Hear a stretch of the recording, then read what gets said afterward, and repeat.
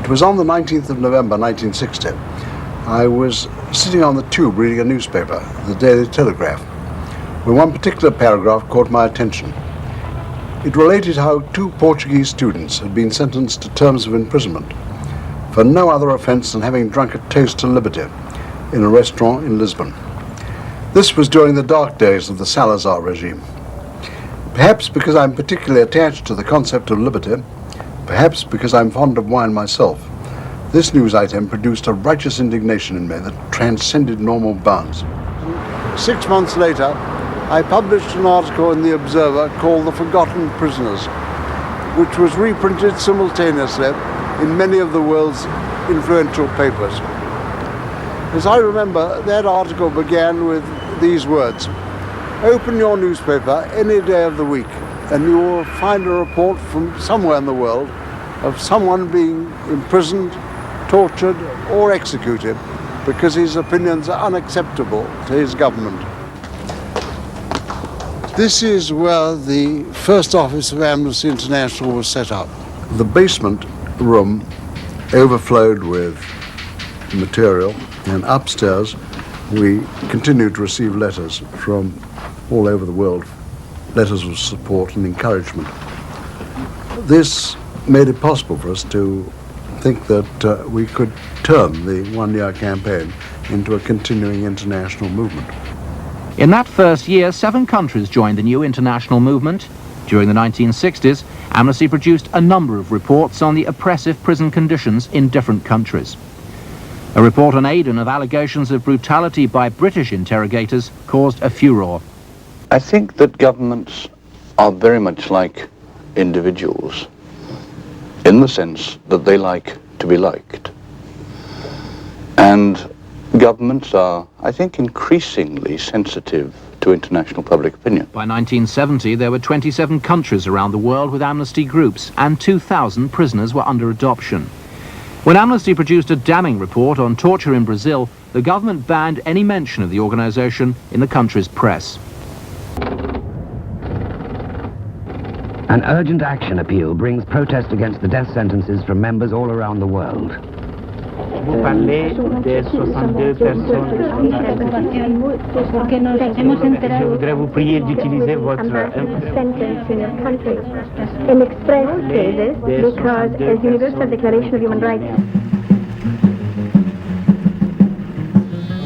Amnesty, good morning. Oh yes, you want to speak to Mike McClintock? Amnesty International was to launch a worldwide campaign against torture at the UNESCO building in Paris in 1973. Amnesty's campaign resulted in the United Nations adopting a declaration on torture in 1975. Inhuman or degrading treatment or punishment. It is so decided. It was in the 70s that Amnesty received a series of awards for effectively fighting human rights violations.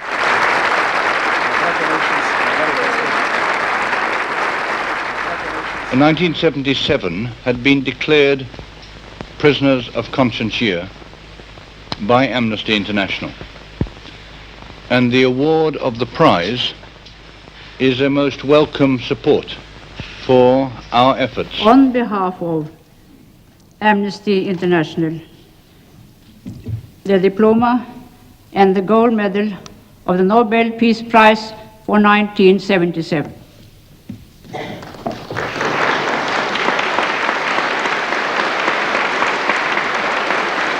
The honor to present to Amnesty International the 1978 United Nations Human Rights Prize.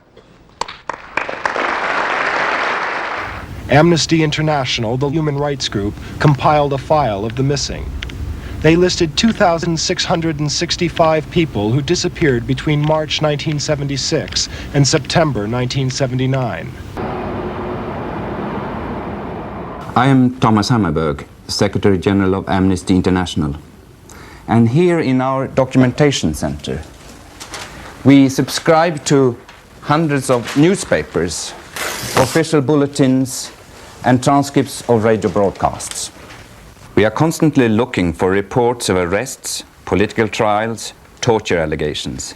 Everything is systematically recorded, country by country, and then checked and cross-checked. Over 1 million people signed a petition calling for a universal amnesty which was presented to the Secretary General of the United Nations in 1983. I want you to know that we at the United Nations are grateful for the work which you are doing with such dedication and skill. Here in London is the headquarters of one organisation which does not forget those in prison, those under torture, and those sentenced to death. Amnesty International is celebrating the 25th birthday this week of its worldwide crusade against injustice. Amnesty International. The Telex room is Amnesty's nerve centre. Here, information on prisoners and torture victims is circulated to the national Amnesty sections in 45 countries. Only prisoners who have never advocated violence are adopted as prisoners of conscience, although Amnesty always campaigns against torture and executions. Our position in Amnesty International is clear. Governments must never combat terror by resorting to terror themselves. Torture, disappearance and extrajudicial executions are never justified. In the spring of 1988, Amnesty announced its plans to launch a world music tour. So I feel it's very important now to call on all the governments of the world to open their arms to us, to help us out. Celebrating, strangely enough, 30 years of Amnesty International, the world's first and the world's finest human rights organization. If people collectively or individually take action, they can change the situation.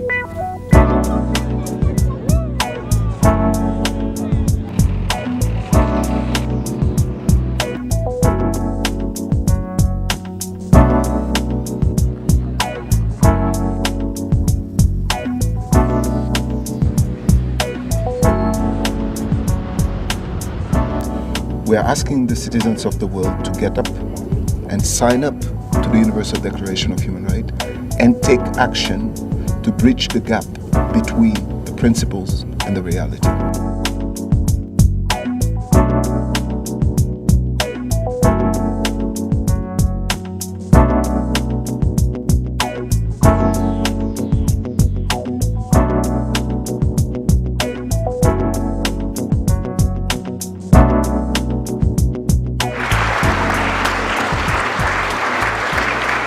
So like Amnesty International, you see, their sole sort of aim is helping others.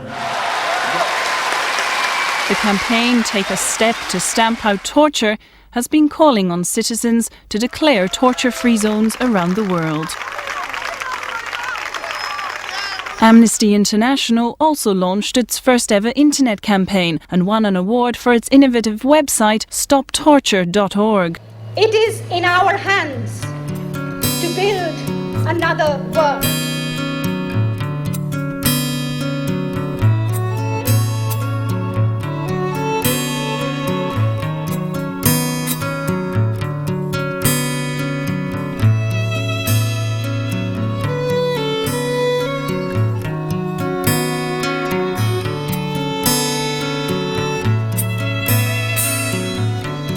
With this report, we launch our campaign to mark our outrage and to call for urgent action.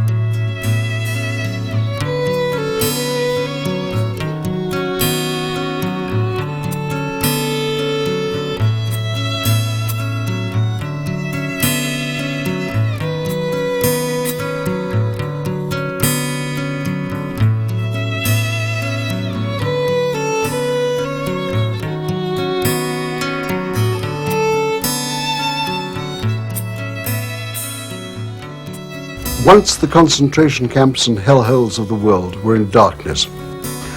Now they are lit by the light of the Amnesty candle. Better light a candle than curse the darkness.